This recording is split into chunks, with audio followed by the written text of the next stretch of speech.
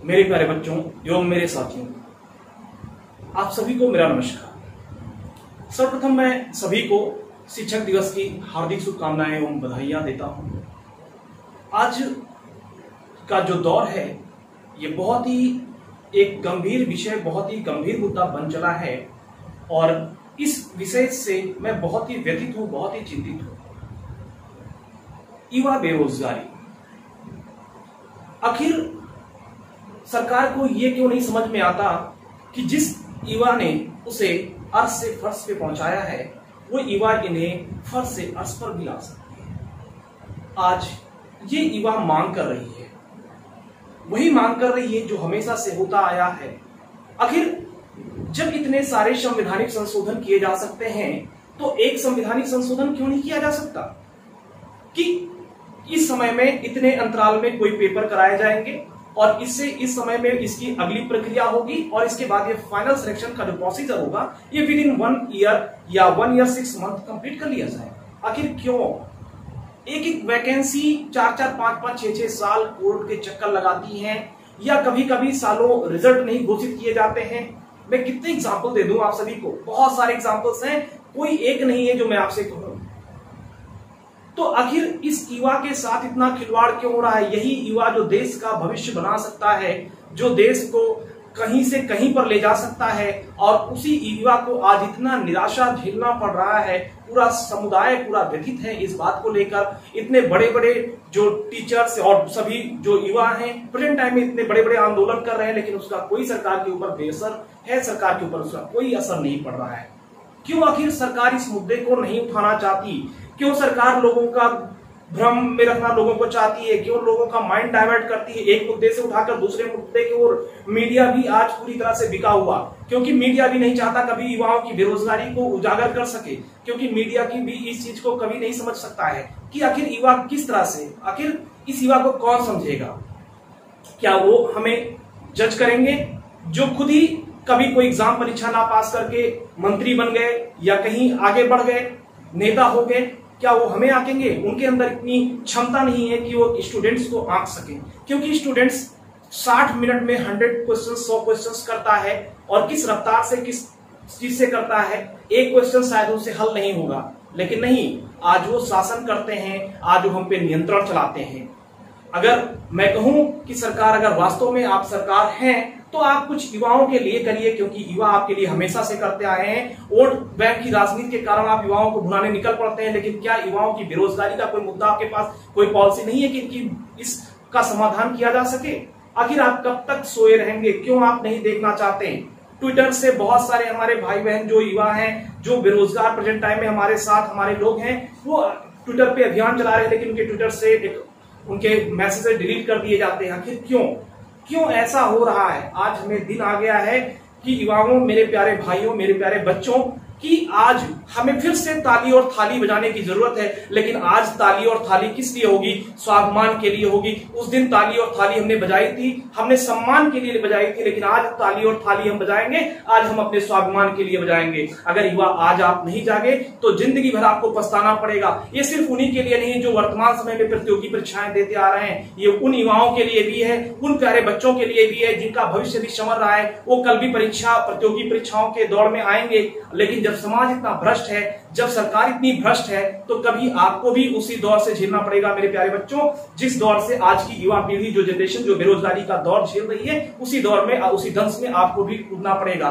तो इससे पहले ये चीज ऐसा आपके समय में आने पाए, आप सभी लोग इस अभियान को इतना तेज पुरजोर कर दीजिए कि ये समस्या का समाधान सरकार को सर झुकाकर करना पड़े। मैं सरकार से मांग करता हूं कि अगर सरकार वास्तव में, सरकार तक ये मैसेज पहुंच रहा है, ये गूंज पहुंच रही है, तो सरकार इस चीज को करे कि सारे युवाओं की बातों को समझे, युवाओं को दर्द को समझे कि आखिर युवा किस दंश से झेल रहा है। एक एक वैकेंसी की मैं बता दूं तो आप हैरान रह जाएंगे मेरे प्यारे बच्चों कि मैंने बहुत सारी परीक्षाएं दी, कई बार मैंने फाइनल इंटरव्यू भी दिए, और मैंने अभी लेटेस्ट मेरा जो चल रहा है पिछले 2 सालों से दरोगा भर्ती, ये 2 सालों से कोर्ट के चक्कर काट रहा है। सबसे पहले व्यवस्थापिका ने गलती की, गलत उन्होंने पैटर्न बनाया, पेपर कराया, फिर पेपर आउट हुआ, फिर हुआ, फिर उसके बाद जो कार्यपालिका है उसने उसमें हस्तक्षेप किया, रिजल्ट में हस्तक्षेप हुआ, सारी चीजें हुई, और उसके बाद न्यायपालिका शोषण करते आ रही है। आज पिछले 2 सालों से कोर्ट के चक्कर लगाए जा रहे हैं, डेट लगती है, पता लगता है 20 दिन बाद डेट लगती है, होता क्या है उस दिन हियरिंग ही नहीं होनी है, जज साहब लोगों को पार्टी करने जाना है।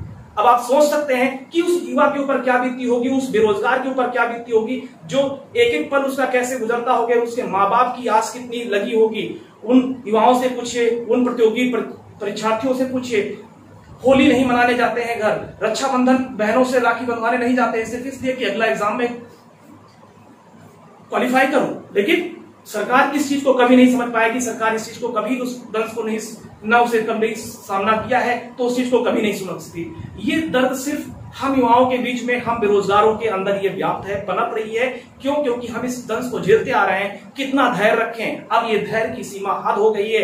अभी मैं आप सभी से बता दूं बच्चों, परीक्षार्थियों, जो 2000 ये चल रहा है 69,000 शिक्षक भर्ती, 69,000 शिक्षक भर्ती का इतना इन्होंने करप्ट किया, सरकार ने सब कुछ किया, आज तक ये ज्वाइनिंग नहीं दे पाए, आज तक इसका ऑर्डर पिछले 1 महीने से एक महीने से ऊपर हो गया, ऑर्डर रिजर्व है लेकिन ऑर्डर अभी तक आया नहीं, जज लोग बैठते ही नहीं, उनकी कमेटी बैठती ही नहीं। तो कितना ये आप देख लेते कितना करप्शन, कितना भ्रष्टाचार इस क्षेत्र में पनप गया है। आखिर कब ये लोग समझेंगे, कब ये लोग इस चीज का निराकरण करेंगे कि क्यों ना इसका भी एक कुछ ऐसा संविधान संशोधन किया जाए, एक पूरा समस्या का समाधान निकाला जाए, एक समय सीमा तय की जाए कि इस समय सीमा के अंदर इस परीक्षाओं को करा के इस इतने समय के अंदर इसकी भर्ती पूर्ण कर दी जाएगी, इसके बाद का कोई भी समय नुकसान नहीं होगा, तो परीक्षार्थियों का हो सके।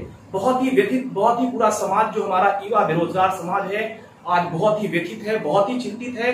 और ये सब आप सभी कर सकते हैं, ज्यादा से ज्यादा इस मैसेज को लोगों तक पहुंचाइए कि लोगों के अंदर आक्रोश होना चाहिए, युवाओं के अंदर आक्रोश होना चाहिए, उन छोटे बच्चों के अंदर आक्रोश होना चाहिए जो अब प्रतियोगी परीक्षाओं के इसमें आना चाहते हैं या उनके अभी भविष्य संवर रहे प्रतियोगी परीक्षाओं की तरफ वो रुझान कर रहे हैं, तो उनको भी कहीं ना कहीं इस चीज को समझ में आना चाहिए। ट्विटर पे हमेशा रोज ट्वीट करिए, जितनी भी ज्यादा ट्वीट कर सकते हैं आप करिए। लेकिन मैं उन सभी शिक्षकों से भी कहना चाहूंगा कि आप सभी जितने भी आंदोलन में भाग ले रहे हैं, जितने भी हमारे युवा भाग ले रहे हैं, वो कोई वहां पर विरोध प्रदर्शन करें, लेकिन विरोध प्रदर्शन ऐसा नहीं होना चाहिए कि किसी समुदाय विशेष को ठेस पहुंचे।